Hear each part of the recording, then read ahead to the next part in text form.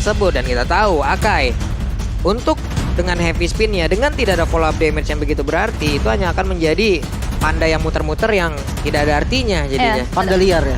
Wah, panda liar Pak, betul. Panda liar, aku mau bambu katanya begitu dong. Iya. Bener lagi. Tapi nih yang menarik ya dari Geek sendiri nih. Bakal ditaruh mana ini Kak Dita nih?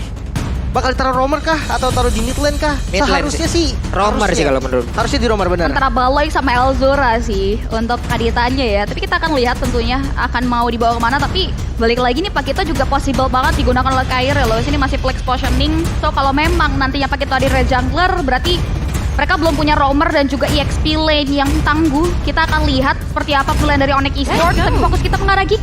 Ini udah ada Iritel Waduh. sebagai god lane yang nantinya akan digunakan oleh Renesmee dari Geek Fam di game yang kedua.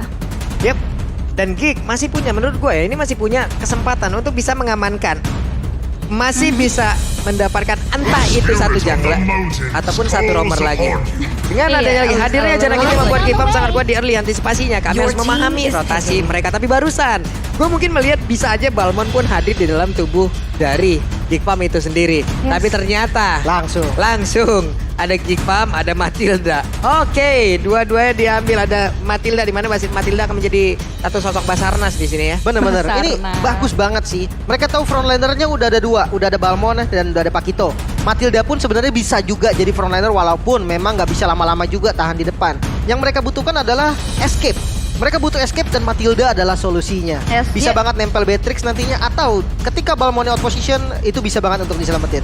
Tugas Matilda sih jadi tim SAR nggak sih? Search and rescue siapapun yang butuh pertolongan dengan escape mekanisme yang ia miliki. Tapi lihat Cecilian kini kembali diamankan. Ini yang mengukuhkan juga posisi dari Kadita akan digunakan oleh Baloyski di game kita yang kedua kali ini Pak Pulung. Bentar dulu.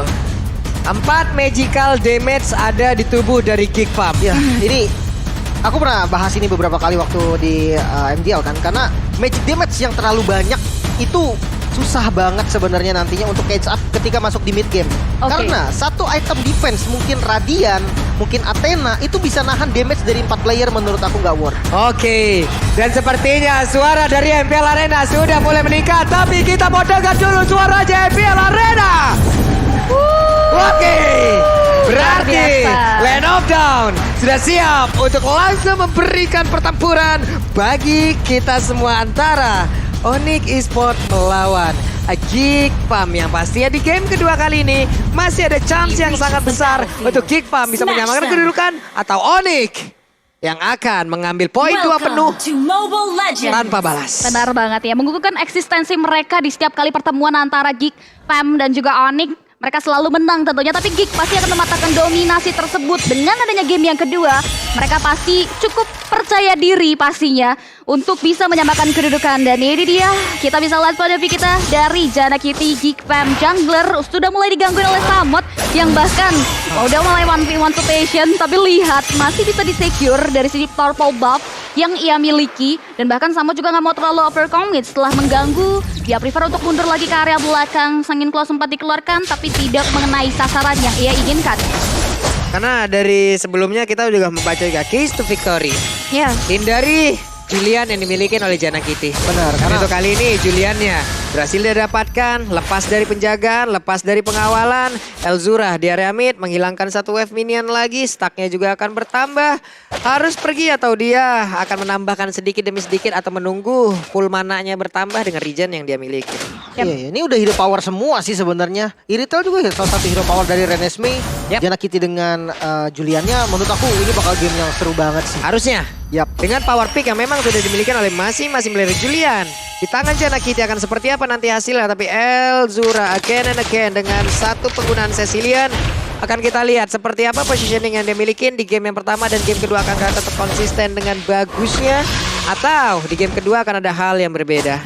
We never know, kita akan lihat bagaimana eksekusi dan juga visualisasinya. Karena sejauh mata memandang masih belum ada first blood yang tercipta antar kedua belah pihak. Dimana kedua belah jungler lagi-lagi seperti game yang pertama masih sama-sama diberikan space untuk melalang buana, mengambil possibility jungle yang bisa ia ambil walaupun terlihat ada satu pertikaian yang terjadi. Baloyski harus ditewaskan dengan damage yang diberikan. Satu buah kotak kematian menghentikan nyawa dari seorang Baloyski, tapi beberapa hero Geek Fam masih bisa mundur ke belakang. Tidak adanya keberanian dari Geek Fam untuk masuk lebih dalam ke area objektif Turtle. Ini membuat Turtle kembali coba untuk disecure oleh Onyx Esports di menit kita yang kedua kali ini.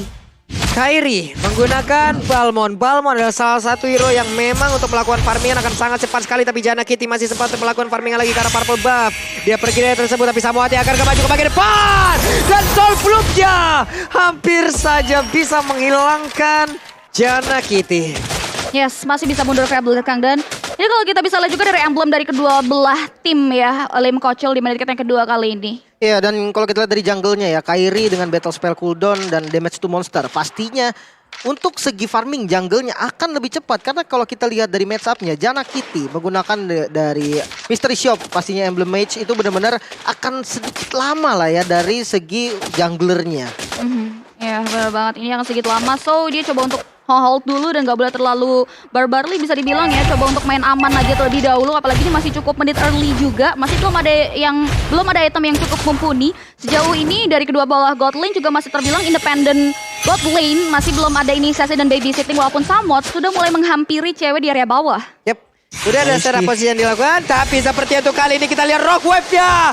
Samohate masih selamat, masih bisa pergi. Dan mereka gagal untuk bisa mendapatkan salah satu romer yang dimiliki oleh Onyx Esports. Tapi untuk kali ini mereka mundur kembali, mereka setup ulang lagi, mereka cari celah lagi dari Onyx Esports untuk bisa dihantam balik.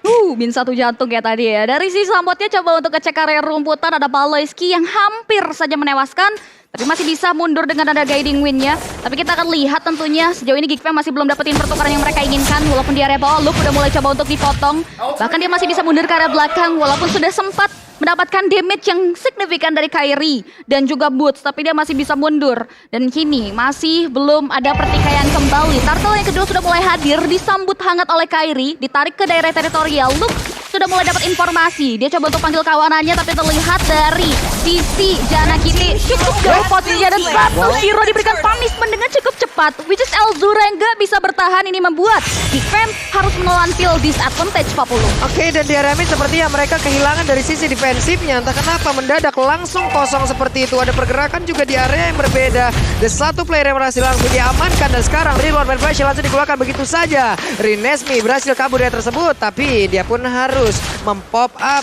Ada pun satu sprint yang dia miliki. Dan sekarang orange buff-nya. Dan terjadi pertempuran harusnya antara Kairi dan juga Jana Kitty. Namun untuk kali ini Kairi seorang diri dengan adanya dua player yang mendadak ada di area tersebut. Lethal Control langsung dihasilkan. Tapi tiga player mendadak langsung berkumpul bersama-sama Onyx Esports. Bisa menghajar balik pemain dari Geek Fam dan kehilangan dari orange buff-nya. Baloyski gini udah mulai coba menampakkan batang hidungnya mengarahkan CW, tapi CW masih bisa bertahan. Digocek dengan ada satu ball play ke Rock Wave. Masih bisa dihindari, tapi itu hanya Rock Wave untuk melarikan diri. Samot datang untuk memberikan bala bantuan, coba untuk mulai dihentikan dan gak mau terlalu overcommit nampaknya dari Samohate. Dia milih untuk mundur ke arah belakang, tapi Lim Kocil kita bisa lihat perbandingan dari EXP lane, dari EXP-nya kedua belah jungler ini cukup signifikan karena berbeda 2 level bahkan. Bener banget, karena pressure dari teman-teman Onyx juga nggak pernah berhenti. Bahkan sekarang purple buff-nya juga langsung diinvasi. Dengan ada battle spell cooldown, retribution-nya bisa diamankan lagi sama Lagi Kairi. dan lagi lethal counter menjadi kunci dari pusat masalah yang dimiliki oleh Geek Fam kali ini. Astaga, udah jadi BOD pastinya ya dari Beatrix-nya cewek. Damage-nya udah tidak main-main lagi. Mengingat ini masih menit ke-6. Jadi item-item defense yang dimiliki sama Geek Fam itu belum ada. Namun di lane, Itu ya Elzuranya untungnya masih bisa selamat loh. Tadi coba lihat Kairinya perlahan tapi pasti mulai maju ke bagian depan dan juga ingin mendapatkan sekarang satu poin kill. Tapi cewek dengan mode Weskernya udah siap di bagian belakang. Luke harus bersiap-siap dengan ada satu Weskernya udah langsung ditembakkan tapi gak kena karena siapapun. Dan untuk kali ini ada Chen yang udah di-enhance. Dikeluarkan kembali. Kairi masih bisa kabur dari area tersebut. Tapi Luke lompat dengan satu paling Tarmunnya kena karena 2 orang. Tapi mereka masih terlalu kuat dan dia pun harus mundur kembali, mengurungkan niatnya dan Turtle terbuka dengan begitu bebasnya. Turtle lagi-lagi terbuka untuk anak-anak Onyx Esports dan bahkan layaknya game yang pertama di mana Turtle jatuh ke tangan Geek Fam, tapi kini Onyx Esports yang menguasai teritorial Turtle hingga dengan Turtle yang ketiga. Satu hero diberikan punishment, Baloyski nggak bisa bertahan dan bahkan dia harus terpick off untuk kali kedua. Sejauh ini dari Onyx Esports sudah mulai dapetin dan bahkan membaca pola permainan yang mau dibawa oleh Geek Fam. Fam di menit ke-7 karena dari menit ke-7 Geek Fam bahkan kesulitan untuk bisa menciptakan satu point kill. Boots menjadi korban bulan-bulanan tapi dia masih bisa flick out ke arah belakang. Wave minion sudah mulai masuk tapi lihat Boots gak bisa bertahan. Kairi coba untuk memberikan bala bantuan dan Boots harus tewas di tangan anak-anak Geek Fam. Ditambah lagi dengan satu objektif Tara tapi di area mid lane-nya kita kehilangan fokus tentunya di mana. Kekosongan terjadi di area mid lane. 2 inner dan 1 center turret hilang dari Geek Fam di menit kita yang ke-7 kali ini. Yep. Ini dari Purple Buff sendiri coba. Yang ngejagain itu bukan rekan-rekan dari Geek Fam. Tapi yang ngejagain adalah player dari Onyx. Padahal Purple Buff-nya Geek loh. Bener-bener, dan ini objektif play yang gila banget sih dari Onyx. Dia nuker satu outer turret dengan 2 inner turret. Itu menurut aku bener-bener gila banget tradingnya. High risk banget sebenarnya untuk Geek Fam. Dan ya kalau kita lihat pressure-nya bener-bener gak kendor sih. Semua lane bener-bener di-press dan ya Boots yang akhirnya menjaga lane yang paling jauh. Oke, ada lagi satu konsel seperti itu langsung dikeluarkan. Terdengar barusan. Dan Pakito berhasil dihilangkan dengan cukup cepat. Boots-nya agak kuat lagi. Tapi di area yang berbeda. Dan satu Inotar berhasil langsung dihancurkan dan juga shot-nya langsung dipukul dengan lethal concert. Tapi sepertinya tidak kena, dikejar lagi. Ada Cyclone Seed yang siap langsung memberikan damage ke arah dari Jana Kitty, yang dimana di depan Jana Kitty udah ada 2 orang yang siap untuk langsung memberikan hasil pembegalan. Tapi San dengan flickernya berhasil kabur dari tersebut. Namun kali ini Voloisky menjadi satu eksekutor dan bisa mendapatkan pula ke arah San tersebut. Tapi Kairi menjadi satu mata-mata di bagian depan dan juga memberikan informasi terhadap cewek di mana Renner apatinya connect. Wow, itu benar-benar on point banget dan bahkan langsung menumbangkan satu hero dari Geek Fam. Mereka harus kehilangan beberapa hero-nya. Di menit yang ke-8, Tarlo selalu berubah menjadi Lord yang pertama. Belum ada observasi yang diutus karena Geek Fam gak mau mengambil resiko yang membuat Lord bahkan jatuh secara cuma-cuma ke tangan Onyx Esports. Kita akan lihat bagaimana penanganan dari Geek Fam. Namun sebelumnya kita akan bahas juga dari segi item di menit kita yang 9 kali ini, Lim Kocho.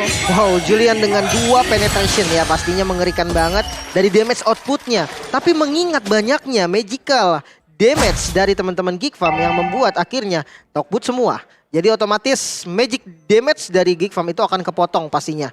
Dan ya kalau kita melihat juga nih dari Beatrix-nya cewek ini udah sakit banget pastinya. Bahkan full hammer-nya dibikin 2 biji Pak sama dia. 2 biji. Bener-bener akan menjadi hal yang sangat unik sekali. Tapi Boots berhasil mundur. Boots berhasil memancing 2 player ini. Berhasil untuk mendapatkan perhatian yang langsung aja kali ini diberikan secara penuh. Namun di arah yang lain Lordnya udah mulai masuk ke dalam area pertahanan yang dimiliki oleh Geek. Walaupun kali ini dari Lordnya langsung melihat sempat hanya saja Rinesmi harus menghilang untuk kedua kalinya. Yes, kita lihat di mana dari anak-anak Onyx Esports enggan untuk pulang. Mereka masih melebih dan bahkan lagi-lagi berikan punishment karya Elzura. Elzura harus sumbang menyisakan Luke Baloski dan juga seorang Jana Kitty. Kita bisa lihat juga di mana Wave Minion sudah mulai masuk ke area mid lane. Samot maju ke depan. Luke coba untuk mulai bertahan. Jana Kitty coba untuk join the fight. Tapi lagi-lagi Onyx Esports masih ingin mengukuhkan posisinya di area high ground defense yang dimiliki oleh Geek Fam. Renesme sudah mulai kembali bangkit. Ditambah lagi Baloski berada di area sampingnya. Wave Minion coba untuk mulai mundur ke belakang dan Onyx Esports belum mau terlalu overcommit. Mereka tidak mau greedy dan Reners apati. Sudah mulai menyakiti tubuh dari seorang Renesme ini membuat dari Geek Fam harus bisa mengantisipasi gerak-gerik yang mau dibawa oleh anak-anak Onyx Esports yang masih berikan pressure tentunya ke arah Geek Fam di menit kita yang 10 kali ini, Pak Pulung. Yap, ini dia mungkin akan menjadi last fight. Tapi kita lihat aja epic crossbow belum terlihat karena dari Renesmi-nya masih menyimpan langsung ke arah ultimate yang dia miliki. Tapi pemain Onyx mereka mundur dulu, mereka akan setup ulang lagi. Mereka akan menginvasi seluruh monster jungle yang ada yang dimiliki oleh Geek Fam hingga Geek Fam hanya akan bisa mendapatkan gold tambahan dari minion saja. Tapi ini aku tanya klaim Koco tentunya winning condition ya, karena sejauh ini kan Geek Fam masih bisa bertahan dan bahkan masih bisa ngedefense ya. Winning condition yang baik bisa dibilang untuk Geek Fam di menit selanjutnya itu seperti apa sih, Lim Koco? Sebenarnya dapetin cewek sih itu menjadi salah satu solusi ya untuk Geek Fam, karena kalau kita lihat damage dealernya memang ya dari Suns juga udah mulai sakit, apalagi mengingat dari goldnya ini lebih unggul gitu kan. Boots juga sakit, semuanya bisa dibilang lebih unggul, tapi damage dealer utamanya memang adalah di cewek, sehingga ketika cewek bisa di take down mungkin aja gamenya bisa dibalikin lagi. Oke, kita lihat aja. Cewek akan menjadi kunci seperti ya. 4-0-0 Weapon Master dia bawa. Ini akan membuat dirinya akan semakin cukup tebal lagi ya. Dengan item-item attack yang dia bawa. Ini pastinya akan berpengaruh lagi dengan defensif yang dia miliki. Akan jauh lebih pede lagi. Tapi dengan adanya 4 magical damage, tetap cewek harus respect. CW dengan positioningnya juga harus dipilih dengan sangat-sangat baik. Tapi Weskarnya dari tadi menjadi eksekutor yang sangat luar biasa. Ya, ini udah perbedaan goldnya udah cukup timpang banget. Dimana dari anak-anak Geek Fam juga harus mulai mengejar ketertinggalan tersebut. Terlihat dari leveling juga udah dilihat Kairi. Kairi udah level maksimal. Tapi Jana kita di sini masih level 12. Bahkan kita bisa lihat Jana kita lagi-lagi diberikan punishment. Dia coba untuk mulai menghindari serangannya diberikan. Tapi dia melewati posisi yang salah. Sehingga Unstoppable berhasil terapkan seorang cewek. Yang dibahas dari tadi langsung dipatahkan. Karena cewek menolak untuk di pick off. Menolak untuk di shutdown. Dan Loiski pun coba untuk mulai mundur ke arah belakang. Tapi dijegat Sans. Masih bisa menghindari serangan yang diberikan dari Luke dan juga Renesmee. Renesmee dan juga Luke untuk mundur ke arah belakang. 3 hero tersisa. Ini bahaya bagi anak-anak Geek Fam. Karena Onyx Esports mereka coba untuk memasakkan ke maju ke arah depan. Renesmee terima Blaze tapi dia masih bisa mundur dan bahkan melakukan regenerasi SP 40. Oke, dan Luke berhasil untuk memancing dengan ada tadi level counter tapi nggak kena karena siapapun. Sanguine Claw, Bad Impact belum begitu terasa tapi Lore udah mulai hadir dan juga kali ini pemain dari Onyx Esports mereka semua udah mulai berkumpul untuk bisa langsung mendapatkan kemenangan di game yang kedua. Tapi Jillian Janaki tinggal kuat lagi menampaikan dan langsung dikeluarkan. Luke harus mundur kembali. Ada lethal counter yang langsung aja ke mereka harus satu area tapi untuk kali ini ceweknya berhasil langsung diamankan.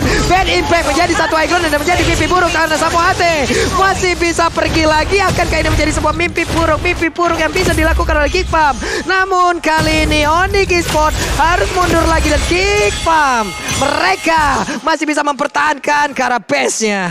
Definisi menolak untuk kalah ini. Nggak mau kalah. Iya, dan akhirnya cewek yang menjadi kunci berhasil ditumbangkan tadi dengan Sanguine Claw yang bagus banget dari Elzura dan follow up damage dari Baloyski. Sementara kalau kita lihat nih, item dari Baloyski sendiri Clock of Destiny dan Divine Glaive.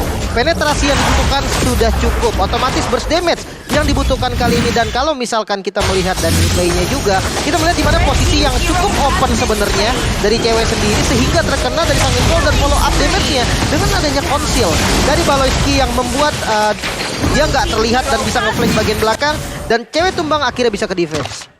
Ini bisa dibilang tadi Onyx Esports juga percaya diri banget dengan Lord yang mereka bawa. Mereka juga udah nge-lead positioning-nya, nge-lead Risky Gold-nya. Ditambah lagi wave ini juga menurut mereka udah on point. Itu yang membuat dari mereka percaya diri untuk bisa nge-end dan memecahkan high ground yang mereka lagi Geek Fam. Tapi ternyata pola permainannya dipatahkan dengan adanya defense mechanism yang terbaik yang diimplementasikan oleh Geek Fam di menit-menit krusial tadi. Tapi lihat Renesmee coba untuk diberikan punishment tapi dia masih bisa mundur ke belakang dan coba untuk dihajar balik oleh Onyx Esports yang coba untuk berhasil melibat habis kemenangan 2-0 penuh atas Geek Fam di match kita yang pertama kali ini Pak Pulung.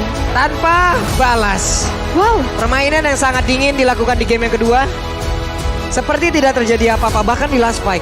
Seperti tidak terjadi apa-apa tapi base-nya menghilang.